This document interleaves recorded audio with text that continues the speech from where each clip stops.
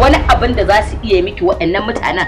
Dan Allah umma ku daina maganar bokan nan. Subhanallahi. Ina mai tabbatar miki duk abin da kika gani a mafarkin ita ma sai ta gani.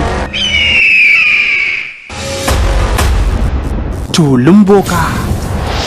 Wallahi na gani dai boka. Daidai kenan. Wani babban aiki ba aikin malami bane. Shirin kasaitaccen kamfani mai suna Najwan Investment.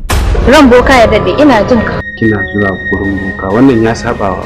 Tsantsar tsagwaron tsabar tsageranci ina boka kaci. Ya ke bure na tiya sarkin ya bure kai. Ya baje faifansa, ya kasa hajarsa, ya kuma jefa komarsa ta janyo masa mata masu gurguwar zuciya. Tun jiya da Alhaji ya dawo gidan nan. Haka nake son aiki. Gaba ɗaya kin ga ya canza min fuska gaba ɗaya.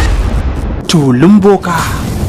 Ashe kenan wanda duk zai je wajen boka ya amince da abin da boka ya faɗa, ya bashi wulayarsa, ya zama kaki.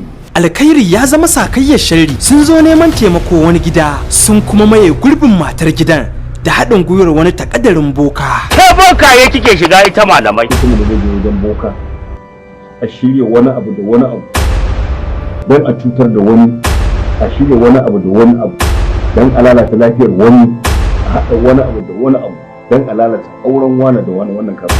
Kin ga mai Komai Yadda zaki bi ni ki bugo ka.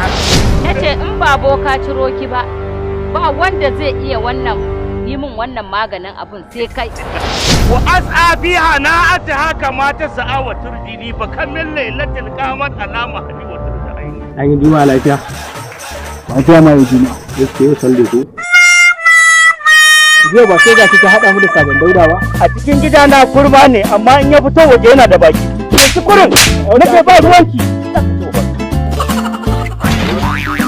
Babban kuskure saba wa tafarkin manzo sallallahu alaihi wasallam. Duka dai a cikin wannan shiri mai suna Tulun boka.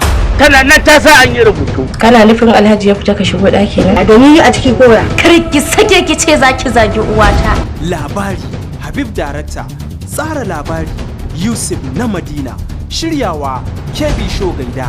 Ɗaukar nauyi Abdul Ke Sarauta. Tsara talla Mazaje Kiru. To a bayan duniya za a haɗu kenan? Ba da umarni Habib Darakta. Tulun boka.